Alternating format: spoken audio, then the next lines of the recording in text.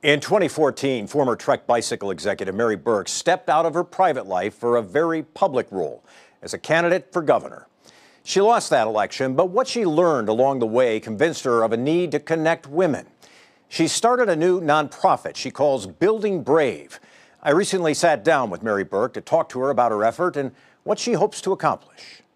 But I think the last time I talked to you was about a week out from the 2014 election. Yeah, it brings back a lot of memories being here, Mike. Thanks for having me. You're welcome. For people who are not familiar with Building Brave, tell us about it. What's the goal here? Sure, the goal is to create a global online community of 10 million women who are connecting, inspiring, and empowering each other.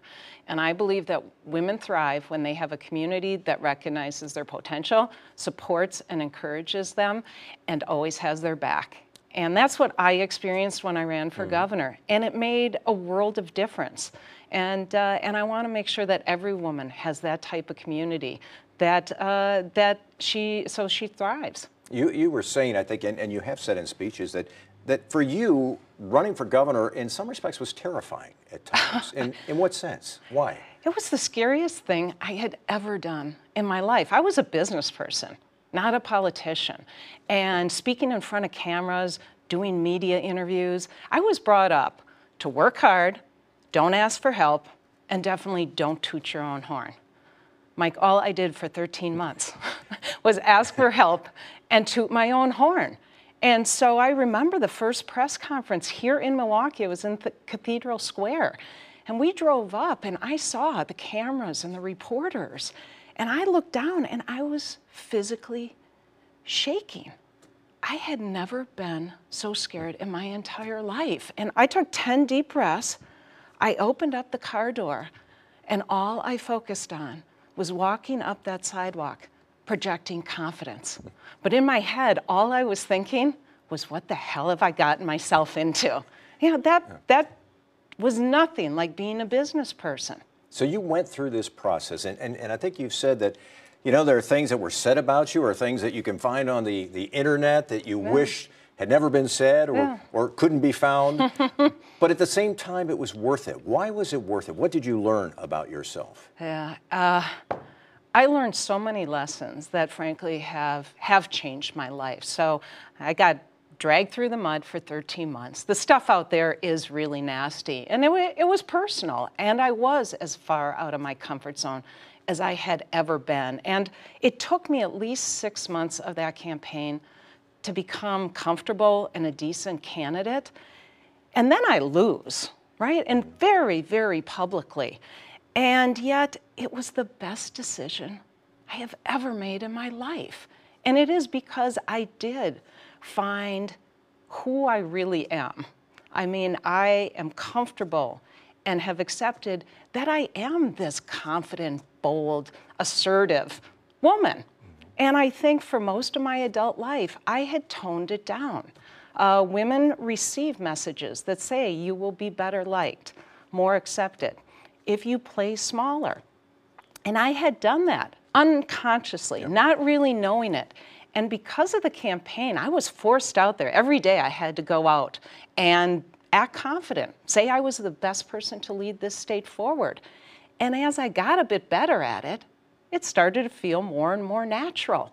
And I realized that's actually who I am. And even though it's 2017, it's still uncomfortable for a woman to stand up and to be confident in who she is and her abilities. Well, what's the response you get from other women when you tell them your story and when you talk to them about this concept of Building Brave? Yeah, well, I have been on college campuses in the last few weeks. I have been to corporations and talked to women's business resource groups. I do a bit of public speaking to women's groups. And even though my experience of running for governor is not one that most women have ever thought of or relate to, every single woman has a story about the self-doubt she has to overcome to believe in herself. And I want to be clear, there's nothing wrong with women. We're born confident. But the messages that we receive start to encourage us to play small. So at 5 years old, there's research that shows that girls start to believe that boys are smarter. And by middle school is when girls start to believe they don't belong in the STEM fields. And by high school, girls believe they are more valued for their looks than their abilities. That affects our behaviors and our mindsets. Final question. Talk to you about politics. So here we are. You know, we've got many candidates, many Democratic candidates in this race. What's your take on this? It's so different than your campaign, where it's essentially you. Yes, there was somebody else out there, but it was really about you. This is very different. It is different, and I am not involved because of Building Brave. We're a nonprofit. We're not political, we're not partisan, and it's important that I embody what Building Brave is. And Building Brave is a community for all women.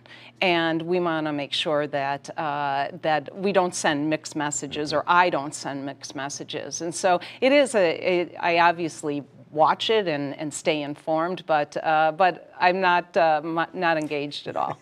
See, that political process, that was another thing you learned. That was a good, a good way not to wade into that. Mary Burke, it's good to have you on the program again. Good luck with Building Brave. We appreciate your time today. Thanks very much, Mike. When we come back, how the issue of startups might play in the race for governor.